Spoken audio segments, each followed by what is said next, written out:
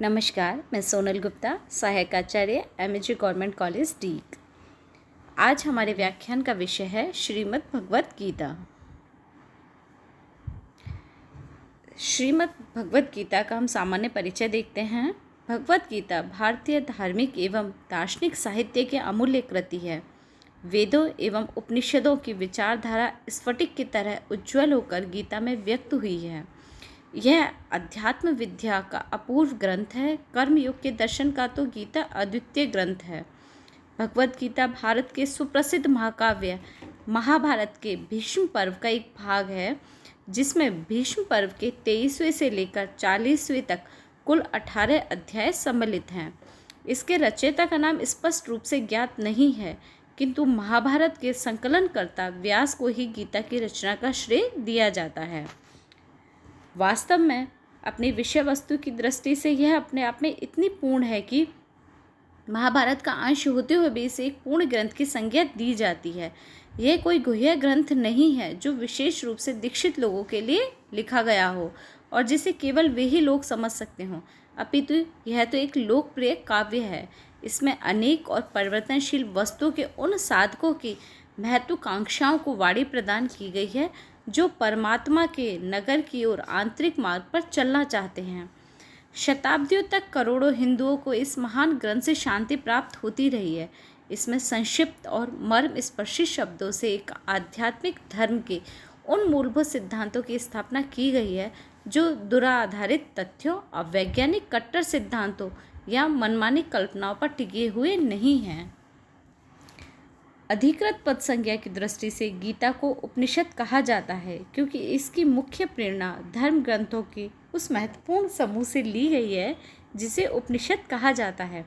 यद्यपि गीता हमें प्रभावपूर्ण और गंभीर सत्य का दर्शन कराती है, यह मनुष्य के मन के लिए नए मार्ग खोल देती है, फिर भी यह उन मान्यताओं को स्वीकार करती है जो अतीत की पीढ़ियों की परंपरा का एक अंग है और जो उस भाषा में जमी हुई है जो गीता में प्रयुक्त की गई है। भगवत गीता की मूलभूत शिक्षाएं। श्रीमद् भगवत गीता महाभारत की भांति विविध शिक्षाओं से युक्त है। संपूर्ण गीता वस्तुतः शिक्षाओं का ही एक भंडार है। अर्जुन, जो कि युद्ध के मैदान में अपने भाई बंधुओं तथा परिवार के लोगों को देखकर कि कर्तव्य विमूढ़ हो गए हैं, उन्हें भगवान कृष्ण ने समझाते हुए जो शिक्षाप्रद उपदेश दिए वही तो गीता है। गीता की शिक्षा सरल भाषा में तथा सर्वजन उपयोगी है। गीता की प्रमुख शिक्षाओं को हम निम्न रूप में रख सकते हैं। प्रथम, कर्तव्य पालन। गीता मनुष्य को कार्य करने का शिक्षा प्रदान करती है कि कर्तव्य विमूढ़ अर्जुन को देखकर कृष्ण ने प्रथम शिक्षा यही दी थी कि कार्य करो, फल का विचार मत करो। गीता की मुख्य शिक्षा यही है कि कठोर दुख और विपत्ति में भी अपने कर्तव्य और धर्म से नहीं हटना चाहिए। निष्काम कर्म की प्रेरणा ही गीता की मुख्य शिक्षा है। दूसरी प्रमुख शिक्षा है ईश्वर भक्ति की प्रेरणा। दूसरी महत्वपूर्ण शिक्षा जो गीता हमें प्रदान करती है वह है ईश्वर भक्ति। मनुष्य को आस्तिक होना चाहिए तथा भगवान का भजन करना चाहिए। गीता में अर्जुन को भगवान कृष्ण ने भगवत भक्ति की सत्प्रेरणा प्रदान की है। भगवान कृष्ण ने स्पष्ट कहा है, पत्र, पुष्प, फल, जल आदि जो कुछ भक्ति भावना पूर्वक उपहार में देते हैं, मैं प्रसन्न होकर उसे ग्रहण करता हूँ। तीसरी प्रमुख शिक्षा है सहिष्णुता और सार्वभौमिकता। गीता मानव को सहिष्णु बनने की प्रेरणा देती है। गीता की स्वयं की शिक्षा भी सहिष्णुता और सार्वभौमिकता से ओतप्रोत है। आलस्य त्याग व कर्मठ बनने की प्रेरणा। भगवत गीता मानव को यह शिक्षा देती है कि उसे परिश्रम से कभी नहीं घबराना चाहिए। गीता मानव को प्रेरणा प्रदान करती है।